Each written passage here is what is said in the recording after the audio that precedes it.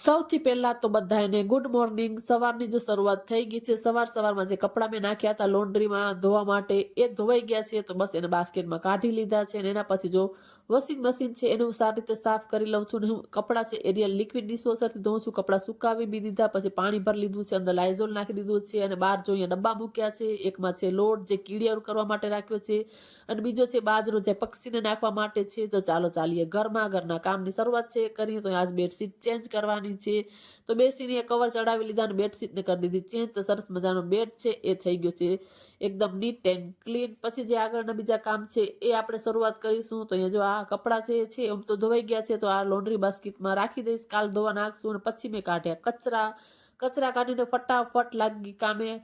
ફટાફટ ફટ્ટા કરી લીધા એટલે આપણો વજન બી ઓછો થઈ જાય અને કામ બી થઈ જાય, બે કામ એક સાથે થાય। પછી અહીંયા સોફા થોડા ક્લીન કરવાના હતા, તો એને સરખા ઓર્ગેનાઇઝ કરી લીધા। અને ફટ્ટા કરતા જે બધા મારા કુંડા છે સિરામિકના છે તો એને પણ સાફ કરી લીધા। અને પછી તો આજ ઘસીને જે આંગળામાં ફટ્ટા કર્યા છે ને એના પછી જો મસ્ત મજાનું આવું આપણું ઘર છે ને નીટ એન્ડ ક્લીન થઈ ગયું છે। ચા દરવા માટે મૂકવાની છે, તો આવી રીતે ટીકડી નાખીને રાખું છું જેથી ધાન ખરાબ ન થાય। અને પછી આ બધી વસ્તુ શું છે જો એ તમને જાણવું હોય તો યુટ્યુબ ચેનલ પર વિડીયો અપલોડ કરેલો છે, એકદમ આયુર્વેદિક બધી વસ્તુ છે।